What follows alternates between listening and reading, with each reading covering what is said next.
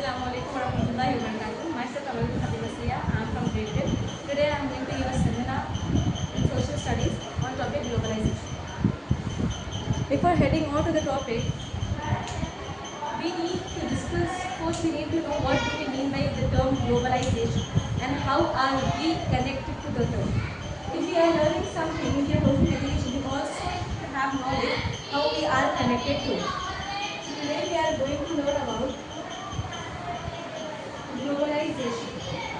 First, an easy term to remember or to identify is global. Global is an entire globe, not my country, not a specific nation or any country, but entire globe is meant when we say globalization. Now, my video is getting recorded by a phone. Okay, we have purchased that phone from India, from the country India.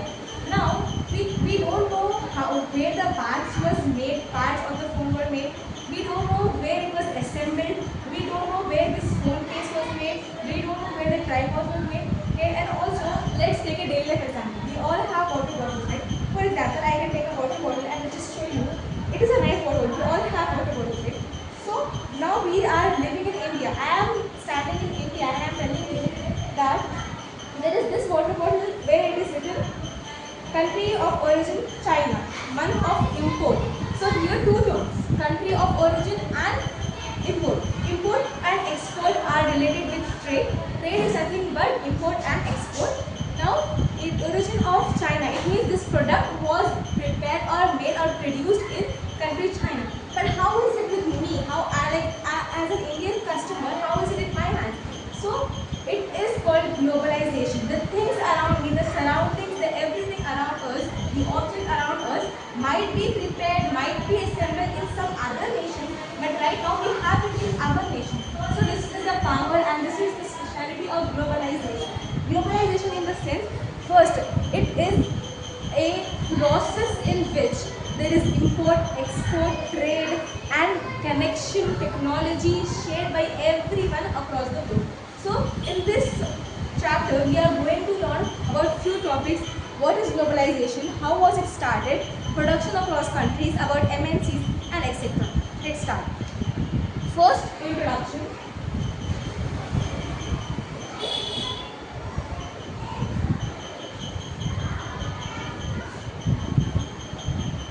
Introduction. About globalization. Globalization, we have understood the term globalization. Globalization was mainly tremendously increased in the 20th century, and till now it has been increasing. There has been a lot of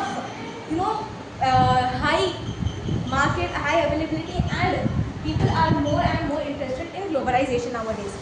Now, globalization introduction. What can we say? It increased tremendously. Means at very extreme level, globalization has been increased. As we go further into topics, we'll understand how is it divided in different nations and how has been it started and everything, how is it going on, what is the side effects and everything. First, it has increased tremendously.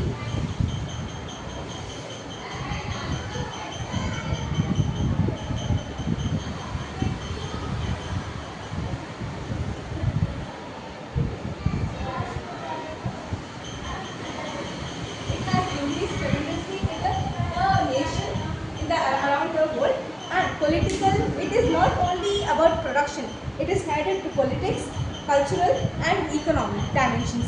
Now things like a compass, it shows us direction, south, north or east, like that. Only dimensions in the sense like 3D, 3 dimension, 2D, 2 dimension, like that only. Globalization has many dimensions.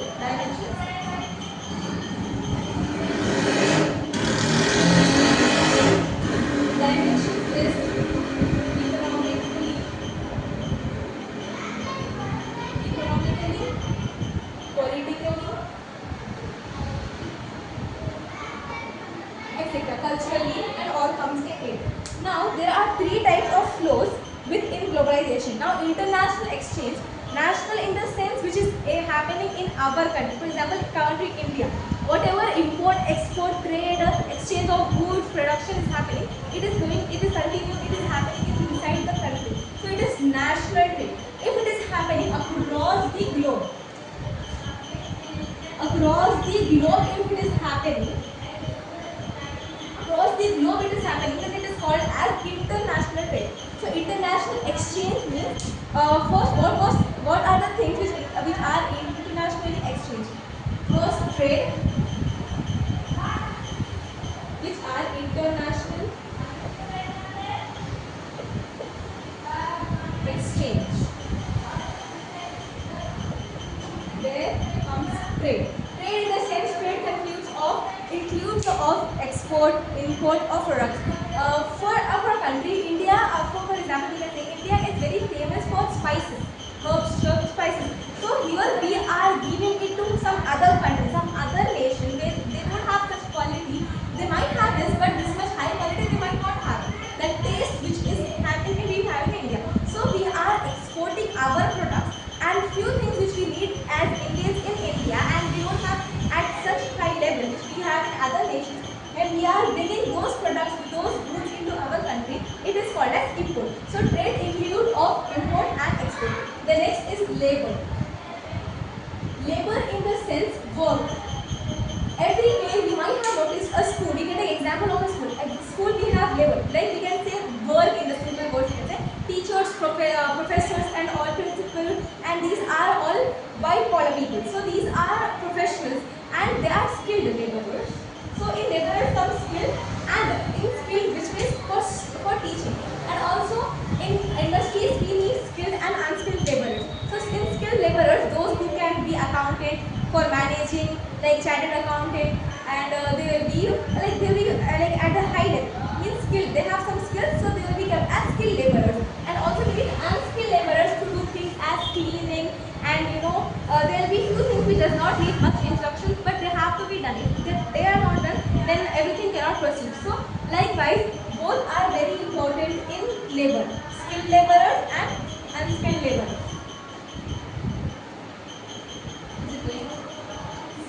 So skill and skilled laborers. Then third thing is capital. Capital is nothing but long-term or short-term investment. Means now we will learn about it in the further in MNC topic. Capital in the sense we can say investment, whatever investment is going on, long-term or short-term. So what happened in 2010 to 2011, two countries, West Asia, the part of two parts, West Asia and North Africa, the two were very much influenced by each other. In what way? If any revolution was happening, if any change they were bringing, any technology was introduced, so they were at dictatorships. They were influenced by both. They both were influenced by each other. 2011 to 2011. So they were very influenced by each other. So this period of time, this situation was called as Arab Spring.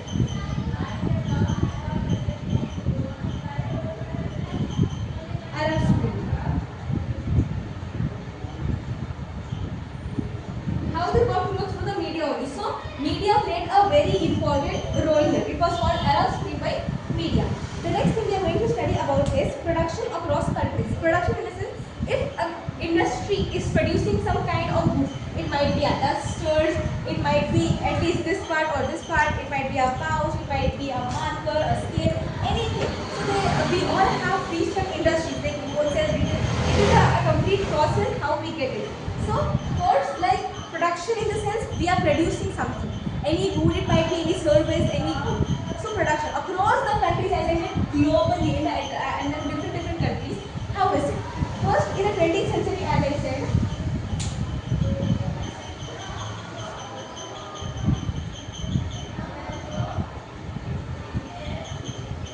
production, it was made in the 20th century. It was very within countries. Countries were very influenced with each other and wanted a lot production, focusing mainly on production in the 20th century. Different countries. India that time, India when we had British administration colonies, British colonies when they were ruling India. When they were doing divide and rule, they exported raw materials. Means raw materials, it might be something like finished good raw materials. Through the raw materials will get after some processes. When we make it, we get a finished good. So raw material is the basic primary thing which is needed.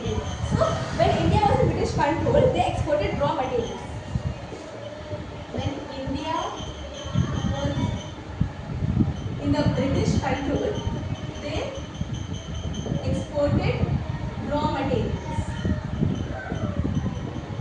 Whatever raw materials were there, they were exporting it to their countries and imported finished goods. What they imported, now what we got when we gave them raw materials, we got finished good. Finished good in the sense the good which is ready to be used. Finished good means everything is done and now it can be used. Finished good means complete process has been done to it. So MNCs. Now we are going to learn about a very important topic called MNC. You might have heard MNCs. We have a lot of MNCs in India. The full form of MNC is multinational companies. Multinational companies. So multinational companies are nothing but they run or control production in more than one nation. In simple words, in multiple nations. Means they might have one or more than control over the production over the over. They might own as industries or factories to produce some goods, some kind of goods or calling centers. Anything they might have. So which they own or control production in more than one nation. What is the MNC's work? They own or control production in multiple nations, means more than one.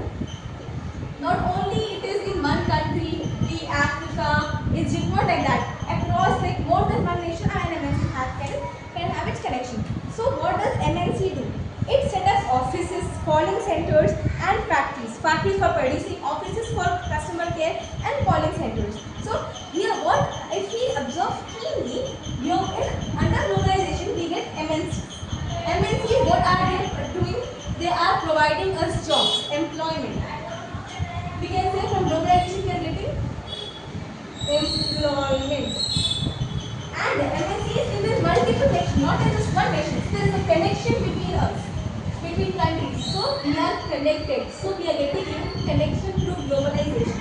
So more in multiple nations, and it is providing services, jobs, employment. People working in MNC companies, people working as people providing services, or they are working in factories or as a labor, anything they might work in. So it is also giving us employment. MNCs are also providing employment. What is the main goal of MNCs? Unlike normal companies in a company, what does MNCs? Their aim will be to get cheap labor and great profits. What? To get cheap labor and great profits. As I said, this phone, the parts might be bought from any other country. In one nation, in one nation it might be assembled. In one nation it was started. In one nation it is where there is a high purchasing power in any country. There it might be sent. So like this they go. So they might have to high profit. So in India, MNCs are mainly for. In India, we have calling centers, which will be when we are not satisfied with the product, we call on the customer service like Amazon and all. So that is nothing but calling centers. In India, most of the MNCs are calling centers only. So when Britishers were there, right, they wanted to use us. So they were importing also, exporting also. They was importing almost all the raw materials and importing finished goods, so that they can introduce the technology and can make us more good. So now an example for an MNC, what can we do? What are one of the examples? Examples of MNCs is Ford Motors. We learn further about Ford Motors, and we all are aware of this, right? Nike, Coke, Coca-Cola. These all we are Ford Motors, cars, vehicles is related to Nike, shoes, and Coca-Cola drinks. And like this only we are aware, but these are actually MNC companies. Means across the globe the functioning is happening of these. Next is interlinking production.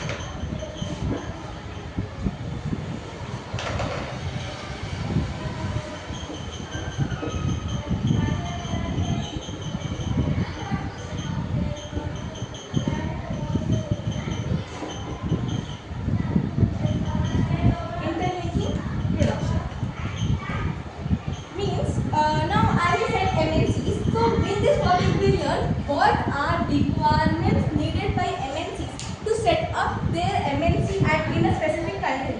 So first, they need to select site. Site in a site means land. Like okay, it matters, right? They cannot just take at a very hilly area or very low-lying area, floods and tsunami. They can take any causes of any disaster. So they have to take a site and land which is where transport facilities should be there, proximity to market should be there. We will learn further about it. So first, they have to select a proper and multi-functioning thing site. There they can do multiple functions at a time.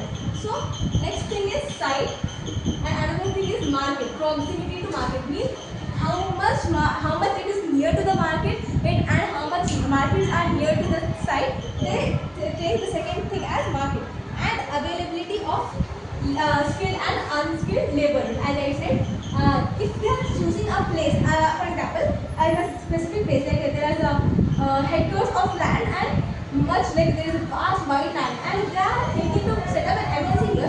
What do they see? They see the land, how the land is. And they see the market, how the proximity to the market is. And they see labor, whether they get labor facilities, unskilled, and both of them. And here, if we need all these, government is responsible to protect their policies, to protect their interest, because MNCs plays a very major role in countries. Next is we are going to learn about foreign investment. Investment. First, what do we mean by the term investment? Investment in the sense, if we are investing our money, if we are investing our time, okay, investing time to to learn skills, it is also called as investing. So here, for investing in foreign means, first comes foreign investment. What do we mean by foreign investment? So in any investment, the money is spent by MNCs to build to buy any assets such as land, building, machines, tools, labor, anything. The money, in simple words, money spent by MNCs to buy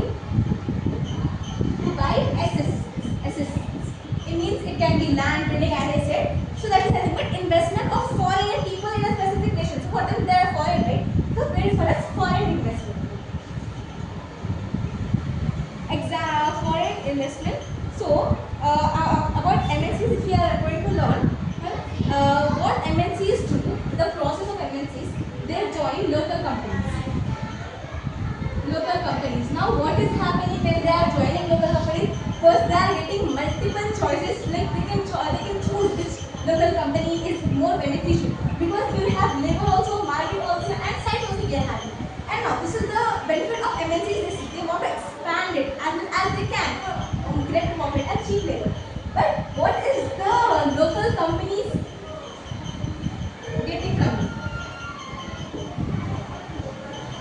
What benefits this local companies getting? When, for example, like local companies are small companies, but MNCs are large, huge, greater profits. So local companies, what to do? They MNCs actually buy local companies. Example, we have Parak Foods. Parak Foods was of India. It was a small producer or small holder. They were having 4 oil refineries, and but that much it was not very famous or popular. It was a small one, but it was bought by an MNC called Cargill Foods. Means this MNC, American MNC company buy this Parak Foods. So what happened here means it is expanded, and they are also getting, now it is what MNCs do in brands also, in clothing brands, they buy from a local companies and sell them under their brand tag. It is more expensive also, and here local companies are getting their money what they should get. So the Cargill Foods was an American company which they bought. They own now Parak Foods. Now foreign trade. Foreign trade is a very good means. Foreign trade is an opportunity for everyone working in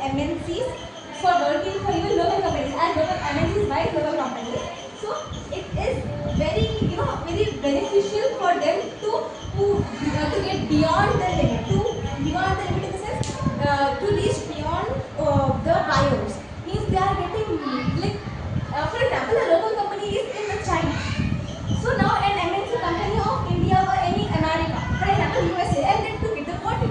So now they both are beneficial. First, that local companies are getting beyond limit. Not only China, no, entire globe they have with them to share to sell what they are having. We said the embassies and MNCs is all over the nation. So like that only, both are beneficial. Both local companies and both are getting benefits here. It is a very good foreign investment, is a very good opportunity to reach beyond the buyers. The trade expands here. What happened? The trade is there. It is not just circled in just one nation. It is expanded. The trade is expanded here. The next thing is factors that enable globalization. This is very important topic. Factors that enable globalization. Means what are those factors which enable globalization? Means here technology comes first. Always in technology.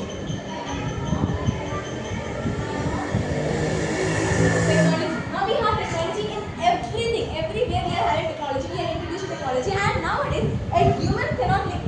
You see, there is technology every day, and it makes our work fast, way more faster than just working with our bare hands.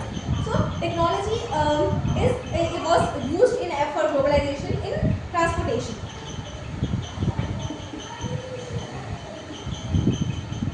Transportation. It is faster. They can reach their market. They can now also reach their market faster and less cost also, and wider. They got more market, and like when technology is introduced in transportation, obviously they got possibility to market. Communication and information. Now calling centers, as we said, calling centers. It is information, it is giving us information and communication. There is a communication between two people. Through the MNCs are using India as mostly their calling centers, right? So through the technology of communication only, we are able to talk with each other to discuss our issues. If MNCs want, like we have it, customer service, customer care. So for that, communication and information also plays a very important role. Telecommunication facilities.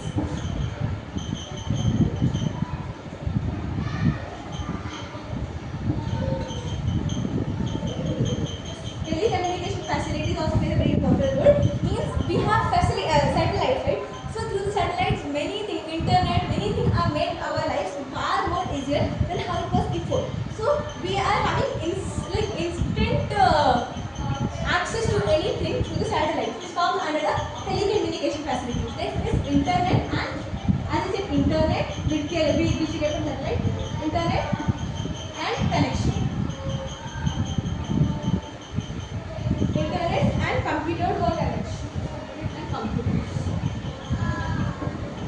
computers, electronics and automobiles, emails and voicemails at low cost, and they made our work far more easier.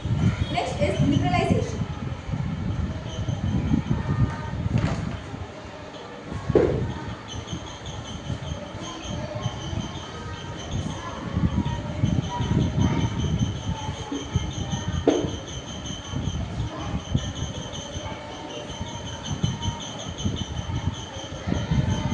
The next topic is liberalization.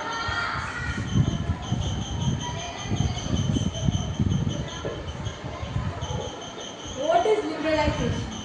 Liberalization is removing of trade barriers. Now, trade barriers. What are trade barriers? Now, first trade, we got to know import and export. Trade barriers we have said. Trade barriers, this is barriers means something stopping. Like we'll have fences to stop something from incoming. So, for something which is incoming, we have to stop it. Fences we will have. Barriers means something which is stopping you. So, trade barriers. So, what government do? Government put tax. They use tax as a trade barrier on for foreign investors or MNCs, which is everything which is getting imported to our country. It had tax. The products which are getting imported in our country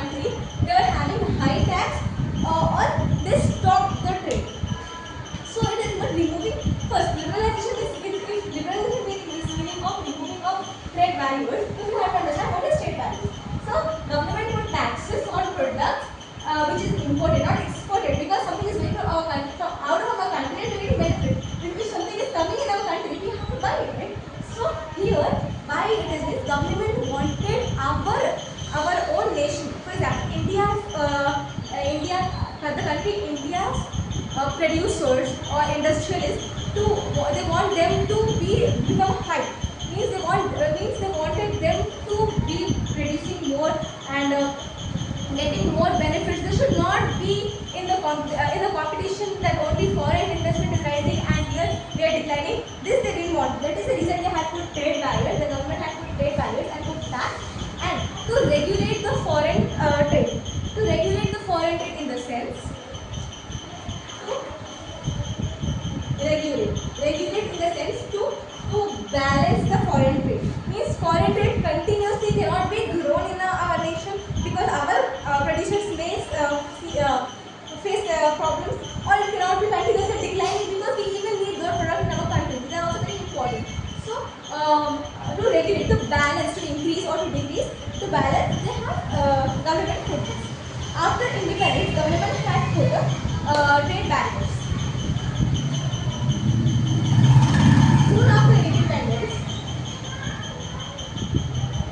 government had put trade barriers. Now when they had put trade barriers to protect the producers of our country from the foreign producers. Now now when they stop the trade from foreign, it does not mean completely all the products, all the trade was stopped. Only very essential or very important, like essential you can say, only essential items were imported. Means which are very needy and we cannot live without them. Those were only imported. In 1991, we moved after getting independence. We had put trade barriers. In 1991, we have this liberalization.